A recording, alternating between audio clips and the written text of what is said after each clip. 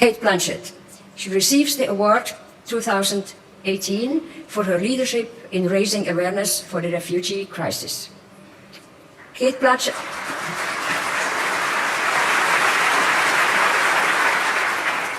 Cate Blanchett was born in Melbourne, Australia. Already as a small child, she used to imagine stories. Today, she is an internationally acclaimed and award-winning actor and director on stage and screen. She has received 2 Academy Awards and 3 Golden Globes. Her contribution to culture has been globally recognized, and today she is considered one of the greatest actors of our times. In 2016, Cate Blanchett was appointed UNHCR Global Goodwill Ambassador in recognition of her commitment to refugees. She has traveled to numerous countries, to Lebanon, Jordan, and also to her home country, Australia, to advocate for increased solidarity and sharing responsibility for the millions of displaced people across the world. She is committed to raising awareness on issues of forced displacement, and in particular of statelessness, which affects millions of people worldwide, denying them basic rights, access to education and healthcare, and the ability to work and travel. I would like to ask Cate Blanchett now to join me on stage.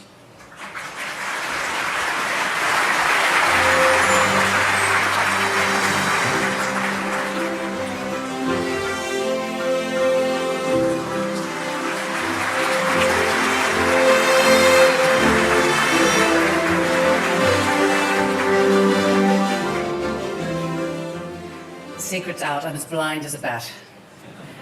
Thank you, Mrs. Schwab and Professor Schwab and the World Economic Forum for honouring me with this award.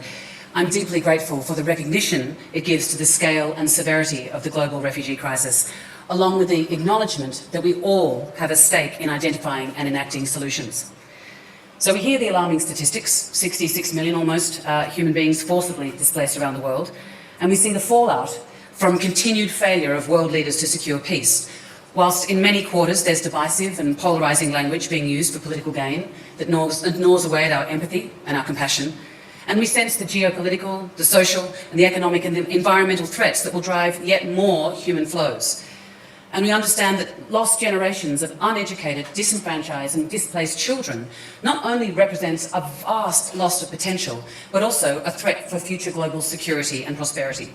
So surely we must now accept our role in finding new ways to respond to the refugee crisis, both in the short term, but also across the years and years of exile, to ensure that refugees are less victim and burden and more actors and participants alongside their host communities to the benefit of all. Now in Davos this week, they'll be full of talk of disruption, the fourth industrial revolution, shared solutions in a fractured world. But nowhere is the fractured world more humanly embodied than in the refugee.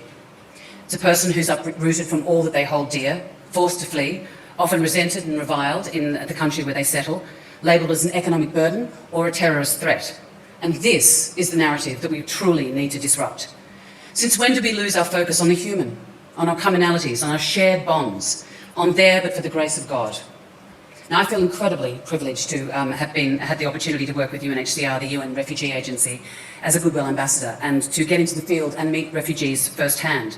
And in Jordan, in a meagre shelter in Azraq camp, I met Shadi. And Shadi had been twice displaced, first from Syria and then from Yemen. And his heartache was clear as he showed me these very fragmented, worn, much-loved, precious photos of his parents and his brothers, long since separated, and perhaps he was never to see them again. And Shadi had left behind, when he fled, his own ambitions of becoming a scientist, like his heroes Pierre and Marie Curie and Albert Einstein. But ever resourceful, he challenged his energies instead into the future of others, and he worked as a volunteer teacher in the camp, imparting his knowledge and his love of science to refugee children, building in them both the skills, but also the desire to one day return home to their country to rebuild it. Because Einstein had been a refugee too.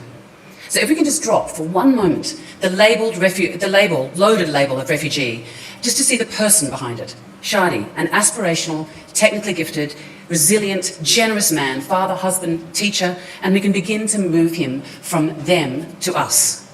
Because it's very, very easy to turn our backs on the abstraction of the enormous numbers of those in need, on the others. But standing face to face with just one human being, staring them in the eye, hearing their story, and experiencing our common humanity, it's much harder to do nothing. because once you've borne witness, you cannot turn away. Now, in this room, and over the course of the week, there's an incredible opportunity to reconnect and start transformative thinking, and turn this thinking into transformative action.